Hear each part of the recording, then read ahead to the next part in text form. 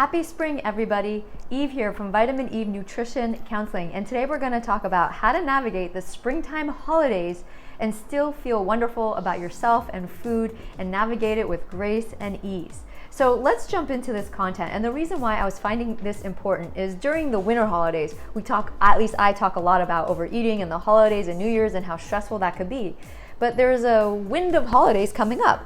After all, it's Passover, Easter, Norooz, Vishu, Earthday, almost my birthday, that's a holiday, and so many others. So I want to share with you some tips on how to navigate these holidays too while still feeling awesome around food. And the reason why I feel like this is so important to go over is because when you don't know how to handle the people and the food during this time of year, it makes these wonderful holidays so stressful. It makes it all about food. You leave feeling regretful or annoyed at yourself. It's hard to focus on the people around you.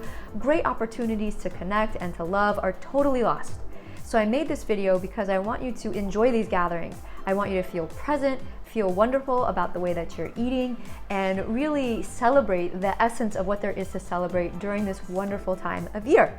So let's jump in. I want to share with you 5 tips on how to navigate this. So tip number 1 is don't restrict.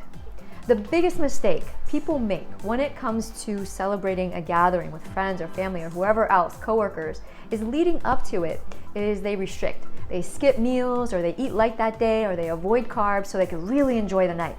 But unfortunately, what ends up happening is they end up arriving at the gathering too hungry or missing out on nutrients, and so their body overcompensates at the event, and it could make them feel really out of control and upset with themselves. So instead, what I want you to do this time is go to your event without restricting.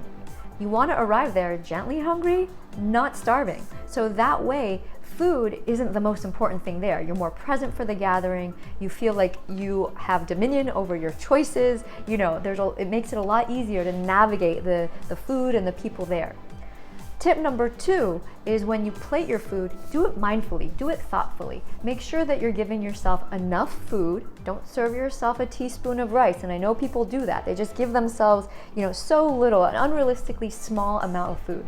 Serve yourself enough food on your plate. Make sure there's adequate food on your plate, and also make sure that what you're serving on your plate, you're okay with eating, okay? So if you're putting it on your plate, chances are you're gonna eat it. So when you put food on your plate, make sure you're doing it in a self-honoring way, making sure that it is enough food and that if you eat it all, that it would be okay with you.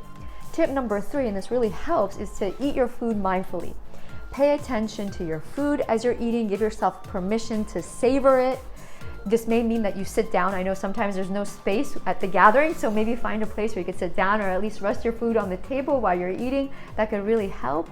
Pay attention to your body. Notice those fullness signals and actually stop then. And pay attention to your vibes. Nobody really talks about this. Because remember, you're not only dealing with food and the food that may be calling you, or the charged foods or the triggering food. You're also dealing with other people's vibes and other people's essences. And for sensitive people like me and many of you out there, that could also impact your eating. So pay attention to how your vibes are doing, which brings us to tip number 4, is take a break from the gathering if you need to. Go to another room, step outside, go back if you feel like you're becoming disembodied. Give yourself a chance to catch your breath, reconnect with yourself by giving yourself a break, which brings us to tip number 5, which is give yourself what you need. Hey, after so long of being in isolation or being around significantly less people, being around groups of people, especially for many hours, could be very draining, and this really could impact how you're relating to food. So tip number 5 is give yourself what you need. So if you feel like you need to leave, I'm giving you permission that you're allowed to leave when you feel like you've had enough, okay? So allow yourself permission to honor yourself and where you're at in the gathering. And so my bonus tip for this video is all you wanna do is experience a 5% improvement since the last gathering or party that you went to. I know it could feel like, wow, I have these great tips. The next party I go to, it won't be an issue. Hey, sometimes it could be that easy, and sometimes there may still be some additional work to do. In either case, learning that this is a process and healing your relationship with food sometimes takes practice and time can really be helpful in giving yourself grace.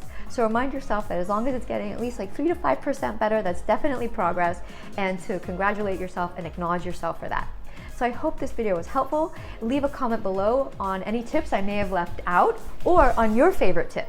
Okay, everybody, thank you so much for watching. Bye.